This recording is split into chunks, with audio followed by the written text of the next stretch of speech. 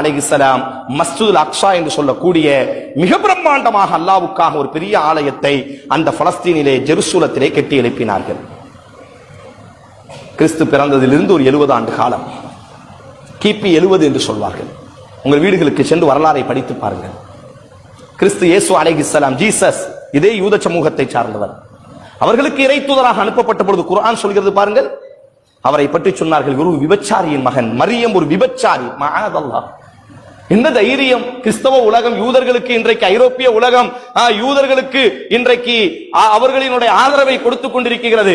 ஆனால் அதே கிறிஸ்தவர்களை பார்த்து யூதர்கள் சொன்ன வார்த்தை விபச்சாரியினுடைய மகன் ஜீசஸ் என்பதாக. இன்றும் அதைத்தான் சொல்லிக் கொண்டிருக்கிறார்கள். நாமாவது இயேசு அலைஹிஸ்ஸலாம், ஈசா அலைஹிஸ்ஸலாத்தை எம்முடைய இறை தூதர், எம்முடைய உயிரை விட மேன்மையானவர். முஹம்மது ஸல்லல்லாஹு அலைஹி வஸல்லம் எங்களுக்கு எப்படி இறை தூதரோ அதே போன்று இயேசு அலைஹிஸ்ஸலாம், ஈசா அலைஹிஸ்ஸலாம் நம்முடைய இறை தூதர் என்று நாம் சொல்கிறோம். ஒருவர் ஈசாவை மறுத்தால் அவர் முஸ்லிமே இல்லை என்பதாக நாம் சொல்கிறோம். ஆனால் யூதர்கள் சொன்னார்கள், இயேசு அலைஹிஸ்ஸலாம், ஈசா அலைஹிஸ்ஸலாம் பிறக்கும் பொழுது மரியம் ஒரு விபச்சாரி, மரியமுக்கு பிறந்த ஜீசஸும் ஒரு விபச்சாரன் என்பதாக சொன்னார்கள். இன்றும் சொல்லுகிறார்கள்.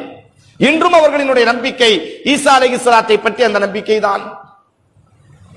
கிபி 70 ரோமர்களினுடைய கை ஓங்குகிறது. இவர்கள் அட்டூழியம் செய்கிறார்கள். ரோமர்கள் இவர்களுக்கு அட்டூழியம் செய்வது, இவர்கள் ரோமர்களுக்கு அட்டூழியம் செய்வது. கடைசியாக ரோமர்கள் பார்த்து இவர்களை குறிவைத்து கொலை செய்தார்கள். இவர்களை எங்கெல்லாம் இன்றைக்கு எந்த ஐரோப்பிய உலகம் எல்லாம் யூதர்களுக்காக இன்றைக்கு வாதாடுகிறார்களோ இதே ஐரோப்பிய உலகம்தான். வரலாறு ஒன்றும் மறைந்து போகவில்லையே, வரலாறு ஒன்றும் இருட்டிலே எழுதப்பட்டதில்லையே, இன்றும் வரலாறு பாதுகாக்கப்பட்டுக் கொண்டிருக்கிறது. இதே ஐரோப்பிய உலகம்தான் தேடி தேடி யூதர்களை கொலை செய்தார்கள். அப்படி உயிர் பிழைப்பதற்காக ஓடி வந்தவர்களில் சிலர் மதீனாவிலே தஞ்சமடைந்தார்கள். மதீனாவுக்கும் யூதர்களுக்கும் என்ன சம்பந்தம்?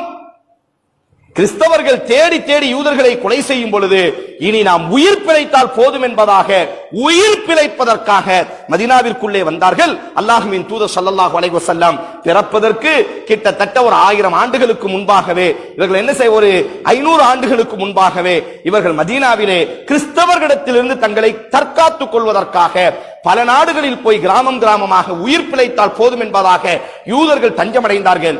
இவங்களுடைய நோக்கம் நாட்டுக்குள்ள வந்துட்டாங்கன்னா பூர்வீக குடிகளுக்கு மத்தியில் சண்டையை மூட்டி விட்டு இவங்க கையை கட்டி வேடிக்கை பார்ப்பாங்க. அப்படி இருந்த ஒரு பூர்வீக குடிதான் மதீனா அன்சாரிகள் என்று சொல்கிறோமே, மதீனத்து மக்கள்.